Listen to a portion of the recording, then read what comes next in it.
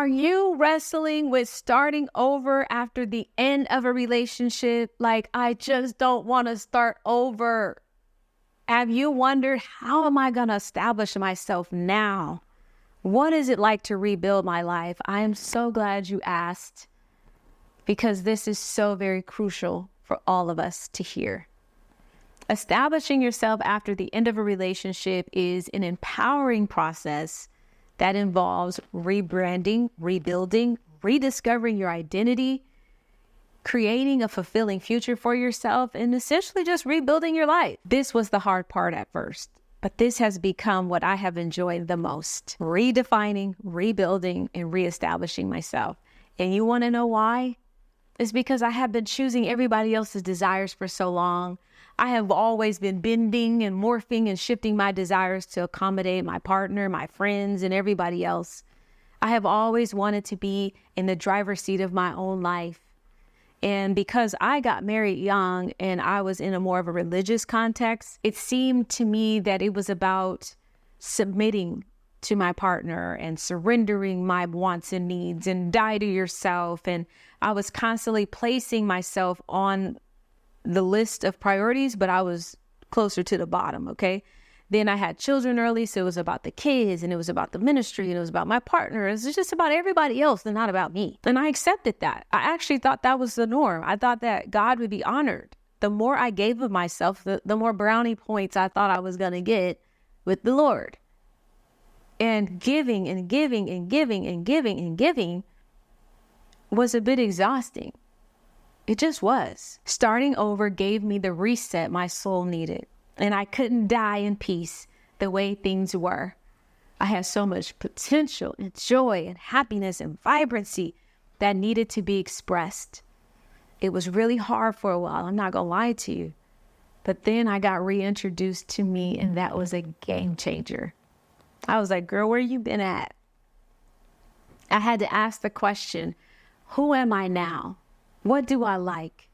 I didn't even know. I didn't know what my favorite color was. I didn't know what kind of flowers I like. I started saying, what do I want out of this life? What do I need? What sets my soul on fire? How do I want to dress? How do I want to be treated? What does my career look like? What does retirement look like for me now? What does my family unit look like? I had to create a life one brick at a time, and I got to decide where I wanted each brick to be without having to consider another person. Wow. It was a very different experience. I learned that there was nobody to blame when things went wrong.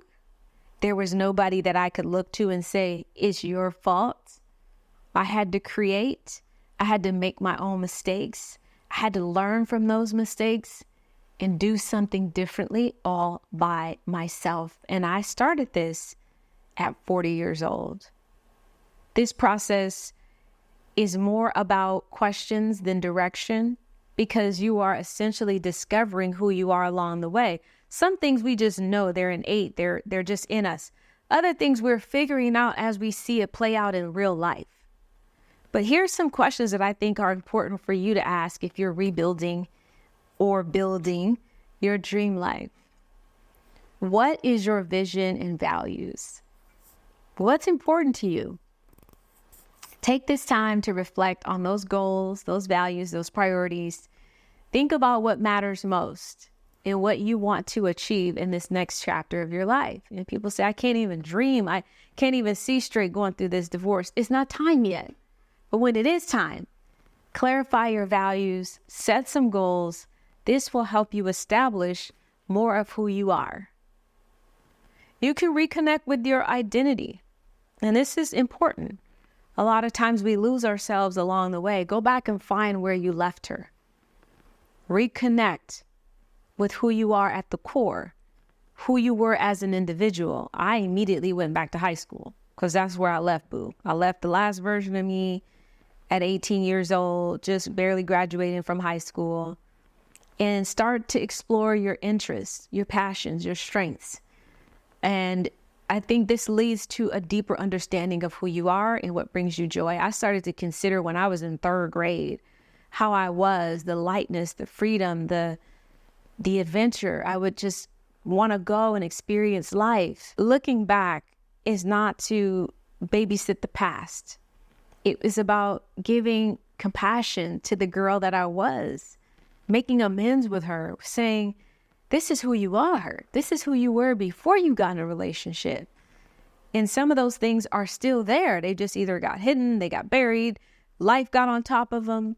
It's worth the time to explore it. Sit with it. If nothing's back there for you, cool. If you've completely changed, great. But you make peace with that. And it was something cool hanging out with that teenage version of me and saying, you know what? You were worthy of love. You were worthy of true love. And here's how I'm going to support you. I used to tell my younger self, I'm never going to leave you. For the rest of life, I will be honoring of you. I'm not going to choose anybody above you. I'm not going to diminish who you are ever again for the sake of saying somebody wants me. I want me. Go back. Take a trip down memory lane to where you last remembered the lively, excited, happy person, joyful, purposeful, whatever you want to call it. Go back and revisit her. Create a support system. It's time to find new friends, find new community, and invest in those who are with you. So surround yourself. It may take time. It took me a while. I built a whole new infrastructure for my life. But these people will help cheer you on. They'll be a positive reflection of your progress. They'll be able to say, girl, remember this time last year? Look at you. Sometimes you need a sounding board. If you've had a partner for a long time, figuring out who you are means asking people, what was I like? I was surprised because people would tell me, girl, I've been on this. You changed. You did this. I'm like, what?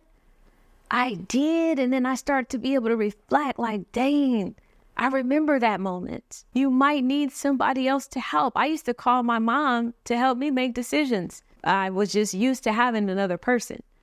So don't be afraid of depending on or creating a support system around you. As always, don't forget about self-care. Prioritize anything that feeds you physically, emotionally, mentally, whatever brings you joy, relaxation, rejuvenation. This is the time for taking care of you. These moments help me have more clarity. The more I was in touch with myself, the better I was at making decisions. The clarity, the openness, it felt like my mind and my spirit was like green pastures. And I had the space to rebuild, to create a life in peace. Another thing is develop your financial plan. You got to look at your finances, create a budget, figure out what your needs are. For a lot of women, money is a form of security. And when you've had two incomes and you go down to one, that changes the dynamic. And if you are struggling to make ends meet, it's so hard to dream. It's so hard to think about a life. If you're just trying to get up every day, it's hard to envision what you want for you. Get this part down. How will I survive? How will I take care of myself and my children? And then work your way out from there. Don't just overlook that. Be practical. Take care of your means and give yourself the space to dream. Look at new career opportunities, new educational goals. Maybe you want to go back to school. Maybe you want to do some professional development. Maybe you want to switch careers. When you end a relationship, especially a long-term relationship, you like, I have survived. I can do anything. If I can love and lose love, I can get degrees. I can change careers. I can do anything that I want to do. Do what's going to help you establish yourself professionally and have more financial independence. It's critical. As always, I'm going to always talk about grieving. I'm always going to talk about boundaries, okay? No one should be allowed in this new life that doesn't honor and respect you, period. You now get to decide. If those you tolerated in your marriage don't grow with you, you don't have to take them into this new season. It will hurt, but it's necessary. Boundaries help protect your emotional space and allow you to focus on establishing yourself. And if you get to start all over, you might as well do things from the ground up the way you want. I needed my clarity. I had to see things as they really were and not as I hoped them to be. And I became more ruthless. It did not start at first. But after about a year, I was like, okay, I'm good. I knew I was healing and I didn't want anything to disturb that. I didn't stay over there. I created my own world and I enjoyed living in it. And the stronger I got, the more open I could be, the more I could experience things from the past without it being a trigger. You got to know yourself, but put those things up. They help protect you. Put those boundaries up and embrace new experiences, new challenges, new opportunities, whatever comes your way. It's so easy to make new memories so you don't rehearse the old ones. Embrace the change, step out of your comfort zone. It can help you learn and grow and establish yourself in new ways. Like I'm going to the gym like 3 to 5 times a week. That has never happened in my life. And it is causing me to see how much I love new things. Reestablishing yourself doesn't have to be a negative thing. And the next time you find yourself getting sad or irritated, like I got to start all over at 40 or 50, just say, I get to start all over. How exciting to know what you're made out of. How exciting to know what you're capable of. How exciting it is to do something that petrifies everybody else. You get to reinvent.